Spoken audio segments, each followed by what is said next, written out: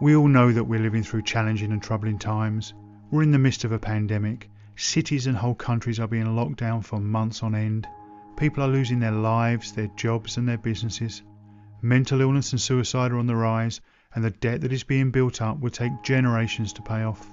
Censorship and polarisation seem to be the new norm, with nuanced debate and mutual respect giving way to a pro versus anti, with us or against us mentality that has a chilling and deeply divisive effect on our previously open and tolerant societies.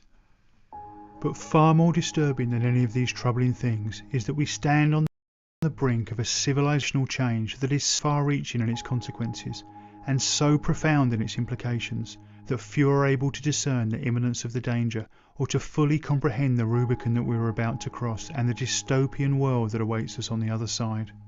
How is this fundamental change being ushered into being, you ask? Through sleight of hand, through misdirection, and through the introduction of the seemingly benign vaccine passport. Such a claim seems extraordinary, and you would be right to be sceptical. But please allow me to explain. Most of us living in democratic societies today have been born into freedom. We've simply never known anything different. Now, liberal democratic societies are certainly not perfect, but we are essentially free to live the lives we choose, go where we please and behave as we wish, except where our actions are expressly prohibited in law, such as stealing, committing acts of violence or taking another's life. But we've not earned the freedoms we've enjoyed. They've been handed down to us by successive generations who wrestled them from the hands of monarchs and tyrants, who campaigned, fought and died so that we could enjoy the freedoms that we now possess to live the lives we choose. Yet today we stand on the brink of having these priceless, hard-fought freedoms stolen from us as we look the other way, of relinquishing them without resistance or debate because we are told we have no choice but to accept vaccine passports if we want to get some semblance of our old lives back. At first glance, accepting vaccine passports into our daily lives may seem like a trivial change. After all, many of us have already become accustomed to scanning QR codes as a condition of entry into restaurants and shops. But do not be fooled. The universal adoption of vaccine passports is not a trivial change. It is no less than a fundamental inversion of what is meant by freedom in democratic societies, and it will facilitate a radical restructuring of our civilization. No longer will your personal freedom be expansive, constrained only at the periphery by long-established and mutually agreed laws. Instead, what will remain of your freedom will be limited to those things that you've been given explicit permission to do by some unseen algorithmic power mediated through the screen of your smartphone, one green tick at a time. Let me say this again, for it is critically important to understand. Today, we are essentially free to do anything we choose except where our actions are prohibited in law. However, after the introduction of vaccine passports, that concept of freedom will be consigned to history, replaced by a completely new system in which you will only be allowed to do the things that you have been given explicit permission to do.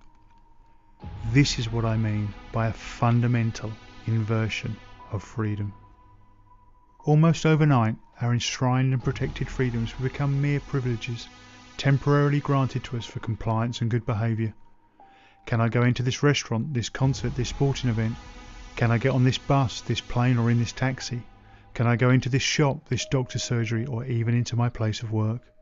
Participation in such trivial day-to-day activities will be contingent on permissions granted to us via our smartphones, permissions which themselves will be liable to change from one day to the next. And don't think for a second that because you are now double vaccinated this won't apply to you.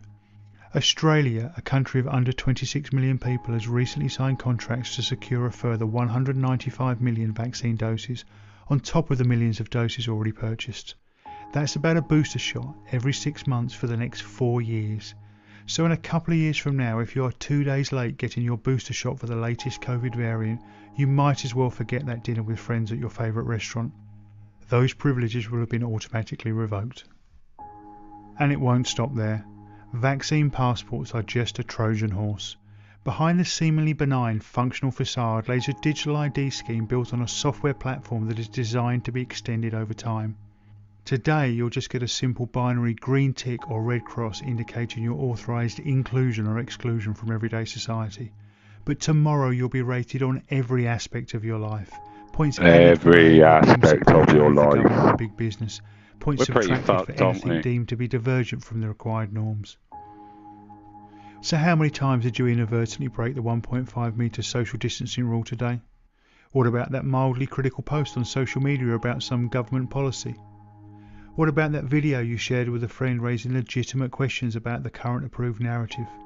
Watch your social credit score tumble, and as it does, your access to the services essential for everyday life revoked, one privilege at a time. This sounds extreme, but the social credit system is already a reality in China, where people can't even board a train if their score falls below a certain threshold. Make no mistake, this is coming soon and to the entire world, and it's coming hidden in the vaccine passport Trojan horse.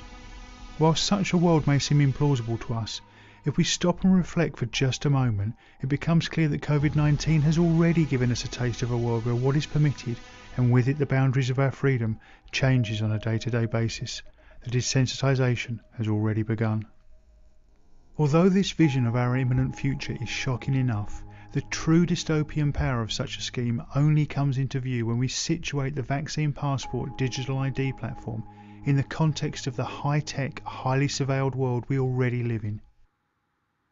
It's no secret to anyone that the global tech giants monitor and record our every online action, with each post liked, every article shared, ad clicked and video watched, used to build detailed profiles on us.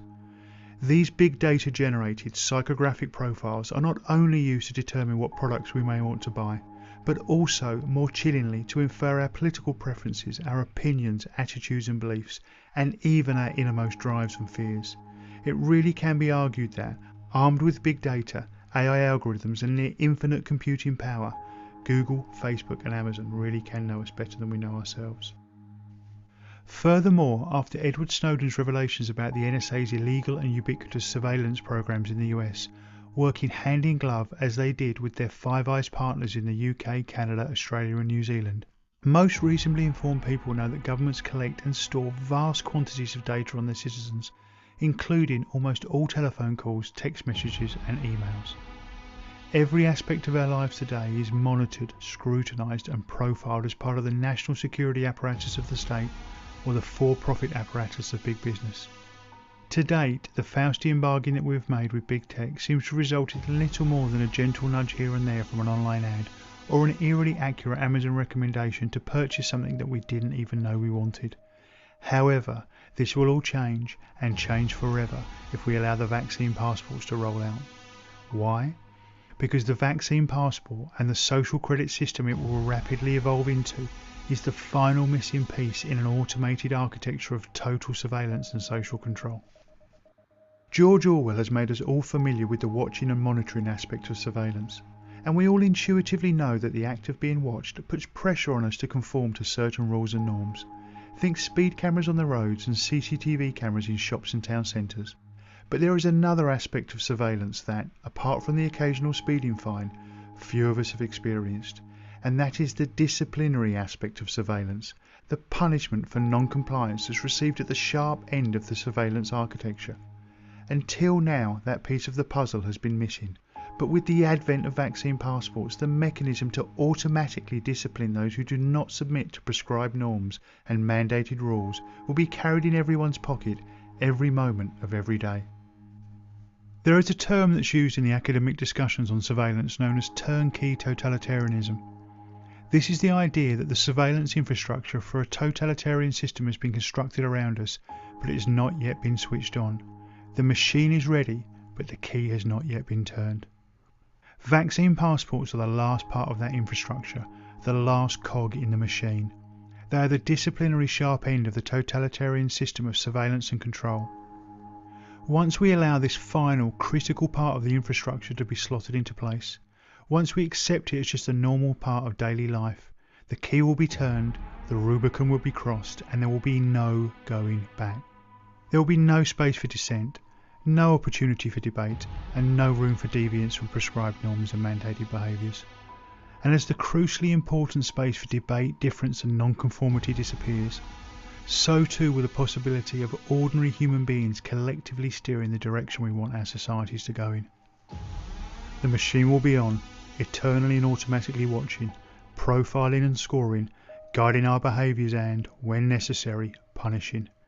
We will be forever at the mercy of our masters, those with the key to the machine, those who keep score, and those who set the rules, those who decide if we are deserving of a green tick or a red cross, those who decide whether we can be included in society or pushed to the precarious margins of existence. If we allow this to happen, it will be, as Aldous Huxley termed it, the final revolution. There will be no coming back from it. Freedom, as we have known it all our lives and for generations before us, will be extinguished forever for all but the privileged few at the pinnacle of the pyramid.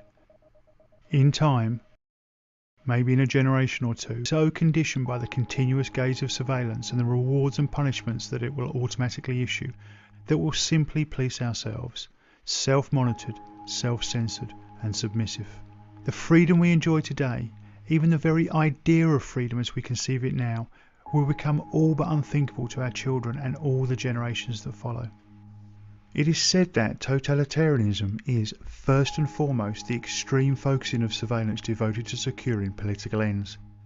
Under the cover of COVID-19, without debate, discussion or informed consent, we're about to let a new totalitarian world of total surveillance, control and compliance be ushered in, welcomed by many in the name of doing their part in the battle against the virus. It is tempting to think that those of us living today in our high-tech, media-saturated world are far too informed and far too smart to have such a trick played on us. Yes, people may have fallen under the spell of fascism and totalitarianism in the past, but we are simply far too sophisticated to fall into such a trap. But is that really true? Are you sure? Look around you. Look at the censorship. Look at how little deviance there is from the approved narrative on the mainstream media. Look at how fear is being used to corral and control us. Look at how we are becoming divided around the ideas of masks, vaccines and lockdowns. Look at the in-group, out-group mentality that's beginning to form. Look at how far we've come in less than 2 short years. When the scales are peeled from your eyes, the propaganda and control become all too clear, the destination laid bare for those willing to see. Given the gravity of what I'm suggesting, I ask you now to pause for a moment and consider this. For centuries, perhaps millennia, the torch of freedom has been passed from generation to generation, often paid for with blood, the flames of that torch fanned by the hands it passed through. Those of us alive today who are fortunate enough to live in democratic societies now hold that torch. Now imagine yourself looking into the eyes of your parents, your grandparents and all the generations before them, stretching back through time. Look at all those who gave their lives so that we might live free, who fought, who campaigned, who protested, who faced down despots so that individual liberty could be secured for them and for their descendants. Are you willing to look them in the eyes and tell them that you let the torch go out forever because of a virus? That you let the flame die because you were too fearful, too apathetic, too trusting or too easily manipulated to stand firm, stand tall and keep the flame alive? Now imagine yourself looking forward in time and bring to mind all your descendants, your children and your grandchildren, be they living or yet to come, and all those generations that will follow us. Look them in the eyes and tell them that the gift of freedom was handed down to us, but we allowed it to be taken from us and hence from them because we didn't see the sleight of hand trick that was being played, or if we did nothing to stop it. Can you feel the weight of responsibility that rests upon your shoulders now? Will you be able to live with the shame of knowing that you were one of those who stood idle, locked down, cowered in your home as the precious gift of freedom through sleight of hand, manipulation and misdirection was stolen from you and from all future generations to come? It should not matter where we find ourselves on the political spectrum, what our views are on masks, vaccines and lockdowns, whether we are rich or poor, or even if we are in the police or the military. We may disagree on many things, but surely we can all agree on this, that the freedom we enjoy today is the most precious of gifts, that it has been passed down to us and that it must be cherished, nurtured and defended at all costs for the generations to come. It should be clear by now that the vaccine passport, COVID pass, green pass or however they choose to brand it has absolutely nothing to do with your health, and despite how it's being sold to us, its global rollout is not the way we will get our old lives back. In fact, the reverse is true. Vaccine passports are the perfectly engineered gateway for creating a completely new type of controlled and surveilled society, the likes of which we have never seen before. Therefore, under no circumstances, no matter what pressure is applied to us, must we allow vaccine passports to be introduced. Make no mistake, we stand at a pivotal moment in history, like the Spartans at the Battle of Thermopylae or the young men and boys on the beaches of Normandy. The true scale of what is at stake cannot be overstated. But this is not a message of fear and division. This is a message of hope, and it is a message of unity. I share this as my way of sounding the alarm, of calling attention to the imminent danger we all face. We are born free, sovereign beings on this beautiful earth. We are all brothers and sisters. We are one human family, regardless of colour, creed or nationality. No weapons need be forged, no ramparts stormed, no buildings raised. We simply need to stand up, to stand united and say enough is enough. We've seen through the tricks, we see the plan clearly now, and we will not allow our freedom to be taken from us. The torch of liberty will not be extinguished, not now, not ever, and certainly not on our watch. Our moment has come to defend it for all future generations, to fan its flames and to pass it on intact and invigorated to the generations that follow us. To our descendants we must say, in unison, we will not let you down. If this message resonates with you, I ask you to share it with your family and friends, for the time to act is now.